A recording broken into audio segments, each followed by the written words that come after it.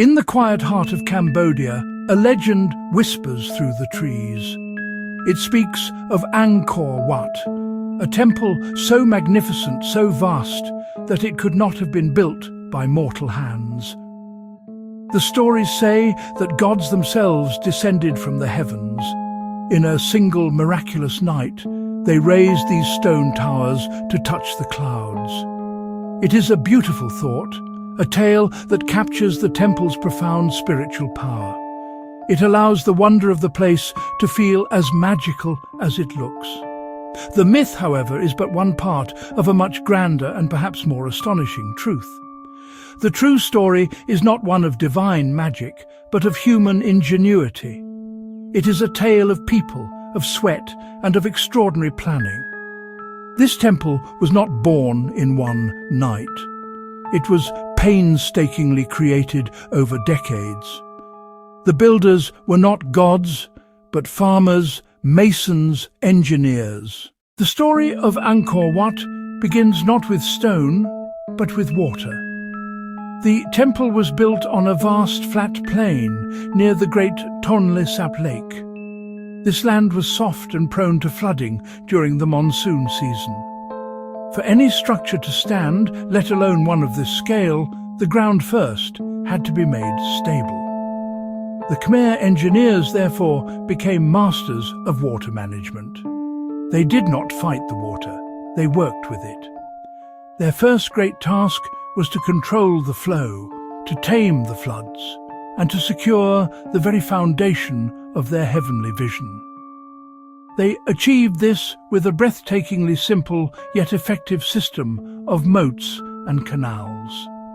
A colossal moat, almost 200 meters wide, was dug around the entire temple complex.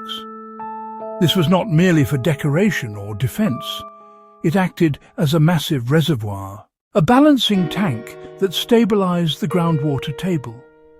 During the wet season, it absorbed the excess water, preventing the soil from becoming saturated and unstable. In the dry season, it held onto that water, preventing the ground from shrinking and cracking. This moat was the silent guardian of the temple's foundations.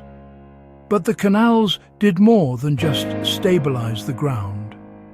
They became the arteries of the construction project. This intricate network of waterways connected the temple site to the quarries and to the main rivers. Water became the primary mode of transport. Heavy materials, which would have been nearly impossible to move over land, could be floated with relative ease. The Khmer engineers had turned a major challenge, the abundance of water, into their greatest asset. It was a brilliant solution, born from a deep observation of the natural world. The water system was a masterpiece of civil engineering, a hidden marvel that made the visible marvel possible. The wide moats and dikes were not just boundaries. They were a living, breathing part of the temple's structure.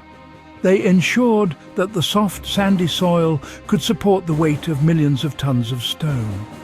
Without this careful and deliberate control of water, Angkor Wat would have likely sunk into the earth centuries ago. The water, so often a force of destruction, was here harnessed as a force of creation. With the ground secured, the builders turned to their primary material, stone. Angkor Wat is constructed from an immense quantity of sandstone. The nearest quarries were at the base of Mount Kulen, over 40 kilometers away. Each block weighed several tons. The logistical challenge was immense. How could so many heavy stones be moved across such a distance, through dense jungle and uneven terrain? The answer lay in natural resources and human effort. The journey began at the quarry, where workers cut sandstone from the rock face. Using simple iron chisels, using brute force, they carved enormous uniform blocks. The stones had to be moved to the waterways. A system of canals was likely dug, connecting the quarries to the Siem Reap River. Stones were loaded onto wooden rafts during the wet season when water levels were high.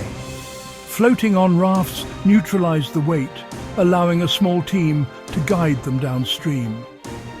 Once rafts reached canals around Angkor Wat, stones were unloaded from the water and prepared for overland transport. The power of animals and the power of people were combined. Elephants likely dragged the heaviest blocks. Hundreds of men pulled on thick ropes for others, rolling blocks over wooden logs. It was slow, arduous work, demanding coordination and strength. Every stone completed this grueling journey. The process repeated thousands upon thousands of times. An estimated 5 to 10 million tons of sandstone were moved. It was a continuous organized effort that lasted years. Today, the smooth, weathered faces of Angkor Wat's walls hide that journey. Each block is a silent witness to immense labor, a story of rivers, rafts, elephants, and the tireless pulling of human hands. Once the stones arrived at the construction site, the builders faced their next great challenge: how to lift them into place. The central towers of Angkor Wat rise more than 60 meters into the air. The Khmer had no mechanical cranes or complex machinery. Their solution was ingenious: the ramp. Massive, gently sloping ramps of packed earth reinforced with timber. Ramps snaking up the growing structure, letting workers move heavy stones upwards. A process of immense, coordinated effort. Teams of men, perhaps elephants, pulling sandstone blocks up long ramps with ropes and rollers. As each level was completed, ramps grew higher and longer. A slow, methodical ascent, stone by stone, layer by layer. Once a block was set, the ramp rose again to place the next. Vast amounts of earth and wood had to be removed once the temple was finished. As stones were set, another group of artisans began work. Angkor Wat's intricate bas-reliefs cover nearly every surface. They were not carved before lifting. Craftsmen worked on walls after placement. Using small chisels and mallets, they chipped away, bringing Hindu epics to life. The walls became a vast stone tapestry, telling stories of gods, battles, kings. Then a quiet drama.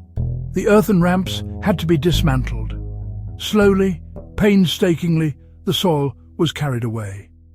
The true form of Angkor Wat, soaring towers and ornate galleries, revealed. Imagine the workers seeing their creation emerge from its earthy cocoon. The story of its building is the key that unlocks the temple's deepest secrets, revealing the human heart at its core. End.